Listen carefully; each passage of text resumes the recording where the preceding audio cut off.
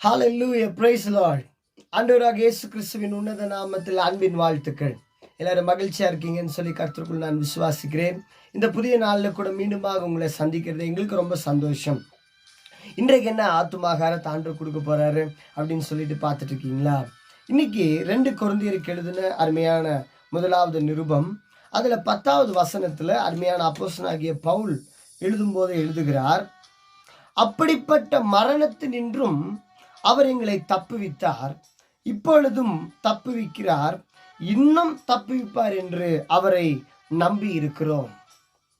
அப்படிப்பட்ட மரணத்தினின்றும் அவர் எங்களை தப்புவித்தார். அப்போ ஏதோ ஒரு சூழ்நிலை அவருடைய வாழ்க்கையில வந்திருக்கிறது. கிறிஸ்தவ வாழ்க்கை என்பது உபத்திரவங்களும் பாடுகளும் பிரச்சனைகளும் சூழ்நிலைகளும் நிறைந்த ஒரு வாழ்க்கை தான்.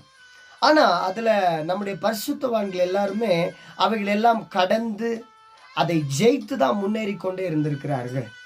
ஒரு பிரச்சனை இல்லாம இருந்தா அது நமக்கு ஒரு சந்தோஷமாவே இருக்காது. ஒரு போர் அடிச்சிடும் பாருங்க நம்முடைய கிறிஸ்தவ வாழ்க்கை. உபத்திரவம் இருக்கணும், பிரச்சனை இருக்கணும். அதுலயும் ஆண்டவர் சொல்வார், நான் கூட இருக்கிறேன், நீ இதை ஜெயிப்ப, நீ முன்னேறி செல் அப்படின்னு சொல்லுவார். அந்த உபத்திரவங்களின் மத்தியில தான் நாம் கர்த்தருடைய வல்லமையே நம்ம பார்க்க முடியும். எனக்கு அருமையான தெய்வ பிள்ளையே, இதுல அவர் சொல்றாரு 8வது வசனத்துல, ஆகையால் சகோதரரே, ஆசியாவிலே எங்களுக்கு நேரிட்ட உபத்திரவத்தை நீங்கள் அறியாதிருக்க எங்களுக்கு மனதில்லை. என்னவெனில், பிழைப்போம் என்கிற நம்பிக்கை அற்று போகத்தக்கதாக எங்கள் பலத்திற்கு மிஞ்சின அதிகமான வருத்தம் எங்களுக்கு உண்டாயிருந்தது. நாங்கள் எங்கள் மேல் நம்பிக்கையாயிராமல் மரித்தோரை எழுப்புகிற தேவன் மேல் நம்பிக்கையா இருக்கத்தக்கதாக மரணம் வரும் என்று நாங்கள் நிச்சயமாய் எங்களுக்குள்ளே நிச்சயித்திருந்தோம். ஆசியால எங்களுக்கு ஒரு பெரிய ஒரு பிரச்சனை வந்துச்சுப்பா. அந்த பிரச்சனை எங்களால தாங்க முடியாத அளவுக்கு இருந்துச்சு. அதிகமான வருத்தம், எங்களுடைய பலத்துக்கு, ஏதோ நாங்க தாங்குற மாதிரி பிரச்சனை இருந்தா பரவாயில்ல, எங்க பலத்துக்கு மீறின அதிகமான பாரம் எங்களுக்கு உண்டாயிருந்தது. அதனால நாங்க எங்க மேல நம்பிக்கையே இல்லை, எங்களை நம்பவே இல்லை. மரித்தோரை எழுப்புகிற தேவன் மேலதான் நாங்க நம்பிக்கையா இருந்தோம். அது மட்டும் இல்ல, இந்த பிரச்சனையில கண்டிப்பா நாங்க மரித்தும் போவோம் அப்படின்னு நாங்க நினைச்சிட்டு இருந்தோம். ஆனா அப்படிப்பட்ட மரணத்தின்றும் கர்த்தர் எங்களை தப்புவித்தார். மரணத்தின் விளிம்புக்கு சென்றும் அதிலிருந்து கர்த்தர் எங்களை தப்புவித்தார். ஒரு தடவை நாங்க இருக்கிற பகுதியில, ஊட்டியில ஒரு கார் பார்த்தீங்கன்னா மலைப்பகுதியில மலையுடைய விளிம்புக்கு போயிருச்சு.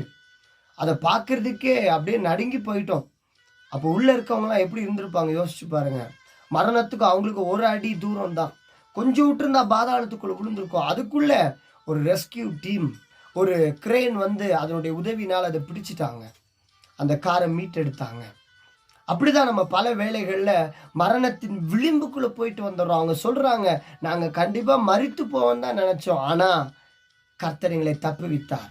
அப்படிப்பட்ட மரணத்தினின்றும் அவர் எங்களை தப்புவித்தார், இப்பொழுதும் தப்புவிக்கிறார், இன்னும் தப்புவிப்பார் என்று அவரே நம்பி இருக்கிறோம். அவரே நம்பி இருக்கிறோம். இன்னைக்கு நீங்களும் நானும் கூட உயிரோடு இருக்கிறோம்னு சொன்னா அவருடைய கிருபையினால மாத்திரம்தான். அவர் தான் இப்படிப்பட்ட மரணங்களில் இருந்தெல்லாம் நம்மை தப்புவித்திருக்கிறார்.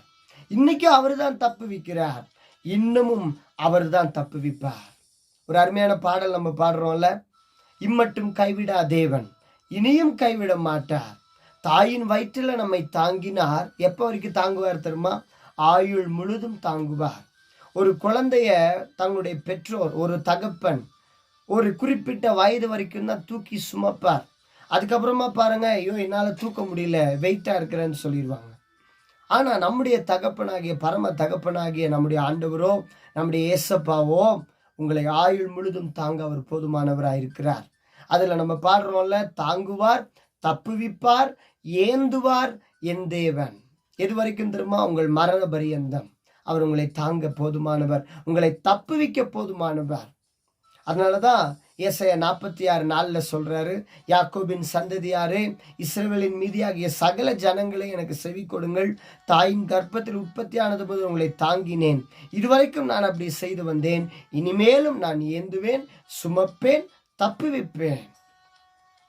அதெல்லாம் பார்த்ததுனால தான் பவுல் சொல்றாரு, அவர் தான் எங்களை தப்புவித்தார், இன்னைக்கு தப்புவிக்கிறார், இன்னமும் அவர் தப்புவிப்பார் என்று அவரே நம்புகிறோம். இன்றைக்கு உங்களுடைய என்னுடைய நம்பிக்கை அவர் மேலே இருக்கட்டும்.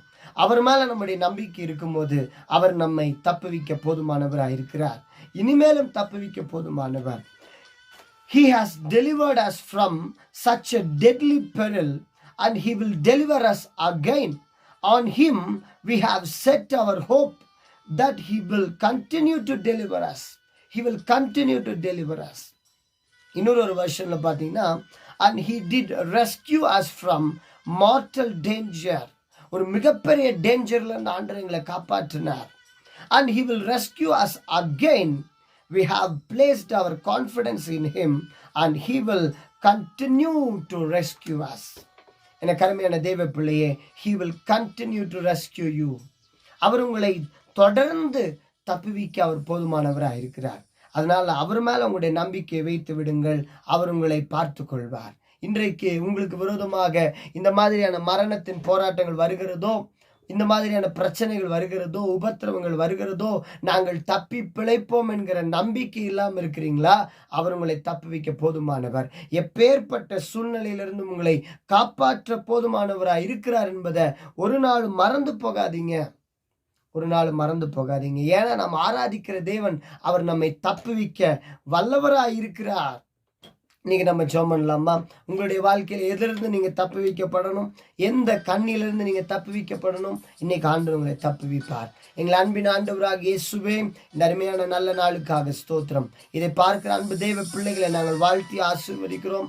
எந்த காரியத்தில் அவங்க தப்பு வைக்கப்படணும்னு நினைக்கிறாங்களோ நீர் அவர்களை தப்பு வைப்பீராக. வியாதியோ உபத்திரமோ பிரச்சனையோ இதிலிருந்து யார் என்னை தப்பு வைப்பார், who will deliver me என்று பார்க்கிறவர்களை கர்த்தர் நீர் தப்புவிக்கும்படியாக நாங்கள் ஜெபிக்கிறோம் ஆண்டவரே. இயேசுவின் நாமத்தை நீர் இவர்களை தப்புவிப்பீராக. இதுவரைக்கும் நீங்க தான் தப்பு வச்சிருக்கிறீங்க, இன்னமும் நீங்க அவங்களை தப்புவிக்க போகிற அன்புக்காக ஸ்தோத்திரம். இயேசுவின் நாமத்தில் ஜெபிக்கிறோம் நல்ல பிதாவே. அவர் உங்களை தப்புவித்தார், தப்புவிக்கிறார், இன்னும் தப்புவிப்பார். God bless you. Have a blessed day. Amen.